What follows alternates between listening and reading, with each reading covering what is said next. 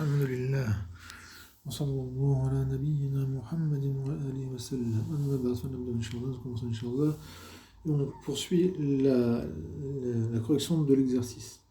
On avait fait le muzakkar, donc mettre en muannas tous ces noms qui sont en masculin muzakkar, et maintenant c'est le contraire. Nous avons des asma, des noms qui sont muannatha, donc qui sont féminins, et il faut les mettre en muzakkar, en masculin. Alors, imra'a, ça veut dire une femme. Certains ont peut-être marqué, eh bien le masculin de imra'a, ça n'existe pas avec cette origine du mim, du ra et du hamza, je ne compte pas le alif wasl au début, donc c'est rajulun. Alors quelque part c'est bon, mais c'est faux. Parce que imra'atun, il a un masculin. Comme je l'ai dit, on va faire le mot imra'atun. Maintenant, parce qu'il demande une certaine explication. Déjà, vous voyez, imra'atun. Quand le mot imra'atun, qui veut dire une femme, et nakira, donc indéfini, quand il n'y a pas de alif wa lam, pour être plus précis, quand il n'y a pas de alif wa lam, on l'écrit comme ça, vous voyez, avec un alif devant, hamzatul wasl, un mim qui est sakina, je dis bien qui est sakina, ara qui est maftuha, et ensuite le hamza et le tamarbuta. Quand on lui met un alif wa lam, d'accord, je veux dire la femme, à ce moment-là, on ne va pas l'écrire comme ça, le alif, non. On va enlever le alif, le hamzatul wasl, on va directement aller au mim. Ensuite le ra, le hamza et le ta. Et bien sûr, le lam, il est sakina, mais qu'est-ce qu'on fait ici? Vous voyez, là, il y a un soukoun, le mim, il est sakina ici. Et bien quand il y a un alif wa lam qui s'accroche au mot imra'a, le mim, il devient maftuha. Et le ra, lui, devient sakina. Et bien sûr, le hamza est toujours à fatha. Donc la femme, on va dire el mar'atu. D'accord?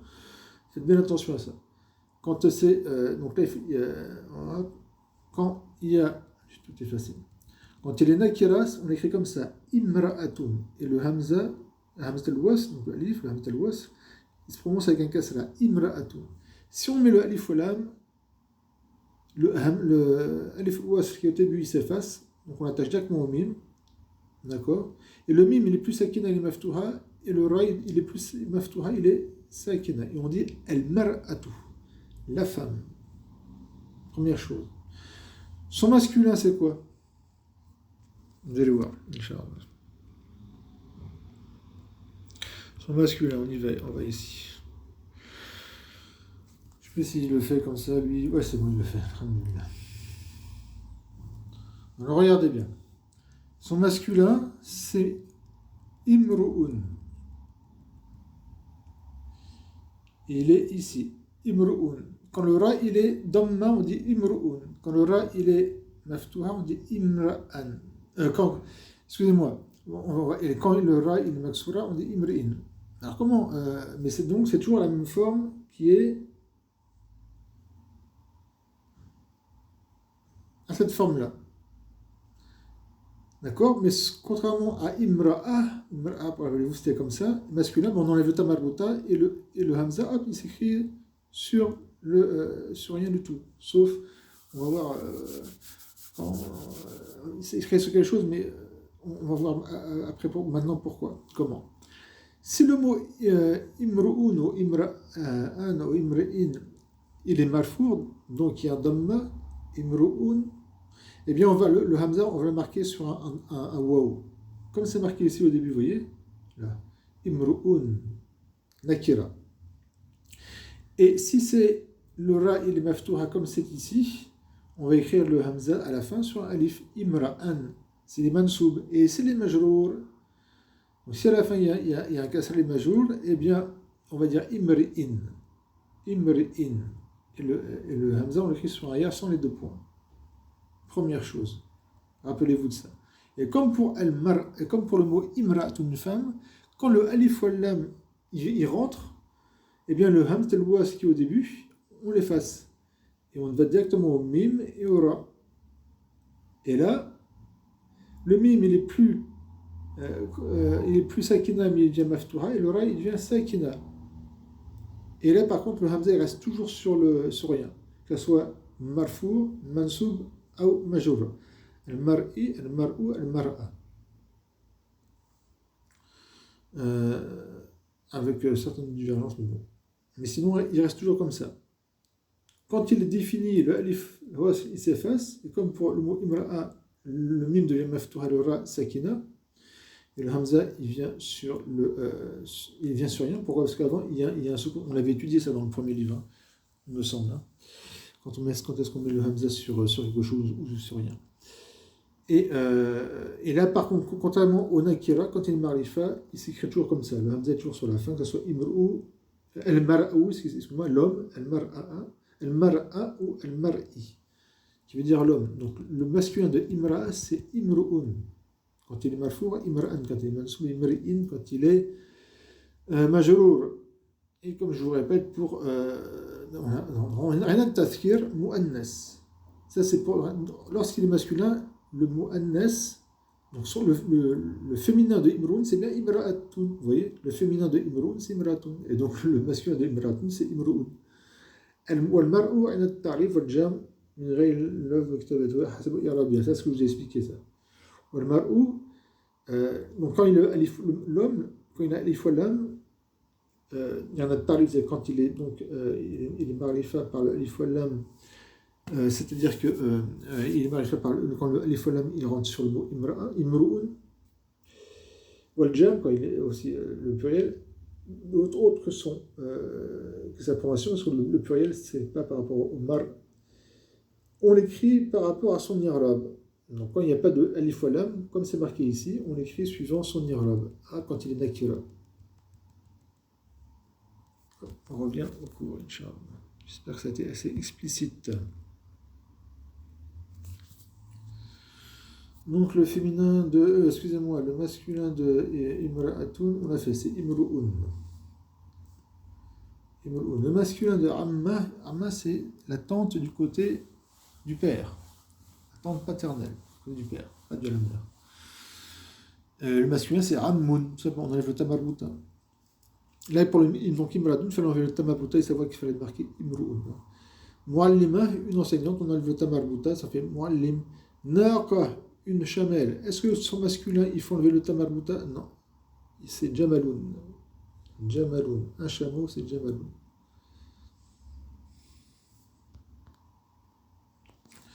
Un autre cours, Inch'Allah.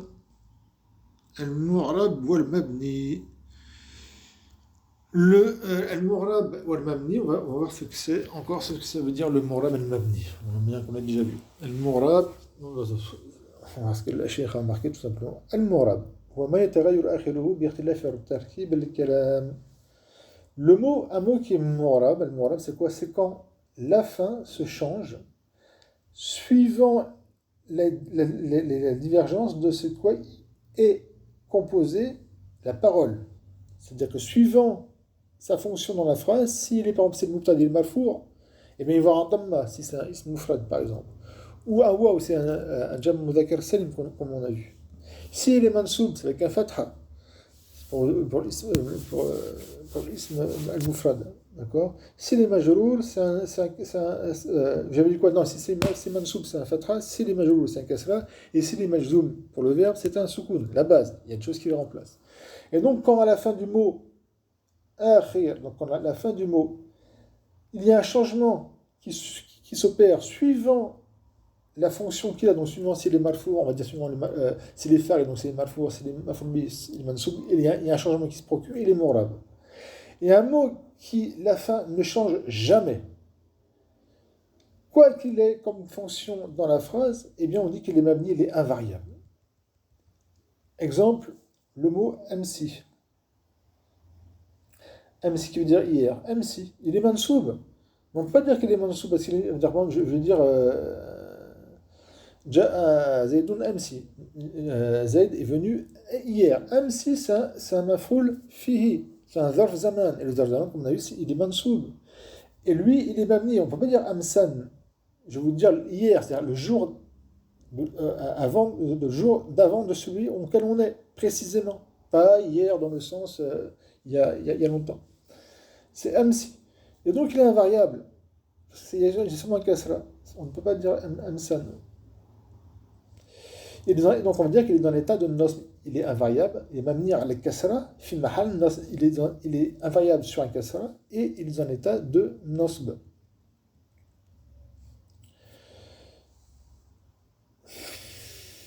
Al-alamatul asliya fi al-asma, ça on a déjà vu, hein. Les indications de base dans les noms. Quand il est, pour le rafan, quand un nom, un ism, il est marfour, pour le raf, la base, c'est le dhamma. Et comme on a vu, il y a des choses qui remplacent le dhamma. Exemple, Ja'a Muhammadun, Ja'a c'est un fi'l, Muhammadun c'est le fi'l, il est marfour. Et l'indication de son raf, c'est le dhamma. Al-fatha, c'est l'indication du nasb, de base. Il y a des choses pareilles qui peuvent remplacer le fatha. Ra'aytu Muhammadan. Ra'aytu, il y a un fi'l et un fa'il. Le fi'l, c'est ra'ay, et le ta, dans Ra'aytu, c'est le fa'il. Il est mabni sur le dhamma, dans un état de raf. Vous voyez, le ta, comme on va le voir, tous les dama'ir, kullu damir, chaque damir, il est mabni. Et après, ils sont dans un état de raf, de nasb ou de jar. Muhammadan, vous voyez, le mot Muhammadun, il a changé. Et quand il est marfou, on dit un, quand il est mansoub, on dit an Muhammadan. Il est marfou, il est mansoub. Et quand il est majrour, on dit Muhammadin. Il accepte le changement. Donc, et le kasra, c'est l'indication de base pour le jar, quand un ism majrour. Sallamtu ala Muhammadin. Donc, là aussi, il y a un fi'l et un fa'il. Sallam, c'est le fi'l, le ta, c'est le fa'il.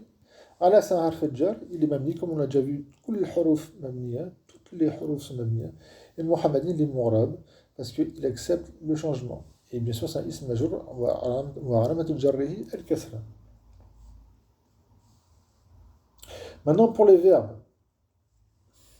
les indications de base, fil af'al, pour les verbes, dans les verbes. Et comme je vous l'ai déjà dit, le verbe et le ism, donc les asma c'est le pluriel de ism, comme af'al c'est le pluriel de fi'al. Les asma et le af'al ont deux indications en commun, qui est le raf et le nasb. Vous voyez, le fi'al a le raf et le nasb. Le ism, il peut être majrour, mais pas de majzoum, donc il a le jar, mais il n'a pas le jazm. Et le fi'l, lui, il peut être majzoum, mais il ne peut pas être majrour. D'accord? Donc le jazm, donc le raf, le jazm, s'applique aussi bien sur un ism que sur un fi'l. Et le jazm, il est spécifique au fi'l. Et le jar, il est spécifique, il peut être que utilisé pour le ism. On va faire les exemples pour le fi'l. Un fi'l, bien sûr, comme on avait vu aussi, on le verra encore. Le verbe madi, le fi'l madi, il est toujours mabni. Et à la base, le fi'l mudari, il est morab. Il accepte qu'à sa fin, il y a un changement suivant s'il est marfour, mansoub ou majzoum. À la base, parce que dans deux cas, il va être mabni. Donc, c'est le dhamma, comme pour le ism, l'indication de base du raf pour le fi'l, comme par exemple, yazabu zaydun. يذهب زيد le fi'l ici c'est un fi'l mudari' marfou' ou alamat al-raf'i ad-damma. Pourquoi? Parce qu'il n'y a pas de nasib ni de jazim avant lui. Et on va dire Zaydoun, c'est le fa'il qui appelle Zaydoun. Yadhabu Zaydun, Zayd part. Al-fatha, c'est l'indication du nasb. Comme pour le ism, le fatha, c'est l'indication du nasb. Exemple, lan yadhaba, on va dire Zaydoun.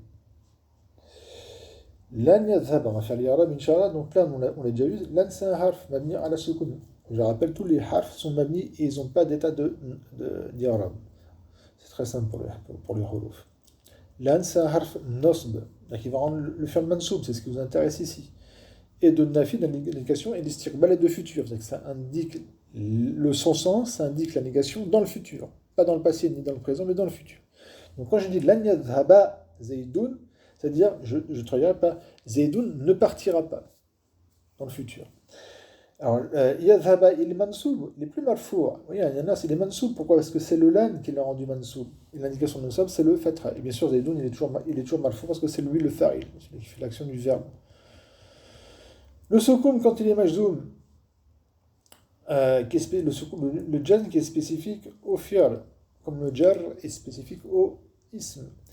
Lam yadhab, on va dire Zaydoun, on n'arrive pas à dire lam yazab puis le fa'il c'est un damir muslifi jawan tagli huwa, on va dire Zaydoun, c'est plus... Hop, on va le faire apparaître. Donc lam, c'est un harf nafi, de négation, comme pour le lan. Mais celui, contrairement au lan, lam, c'est une négation pour le passé. C'est pour ça qu'on dit que c'est un harf kolb, de chamboulement. Il a renversé le temps du présent au passé.